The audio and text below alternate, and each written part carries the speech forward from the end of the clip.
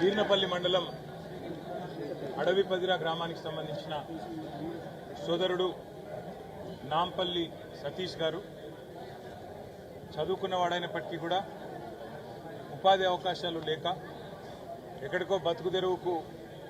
నేను గల్ఫ్కి పోను, ఇక్కడనే ఉంటా, ఇక్కడే ఉండి భార్యా పిల్లలతో కష్టపడి పొట్ట కూటి కోసం తిప్పలు పడైనా సరే ఇక్కడే నా వాళ్ళ ముందే ఉంటా అని చెప్పి గత 6 సంవత్సరాలుగా ఆటో నడుపుకుంటూ తన జీవనోపాధి పొందుతూ ఉన్నాడు. ఆ తమ్ముడు గత 6 నెలల్లో ముఖ్యంగా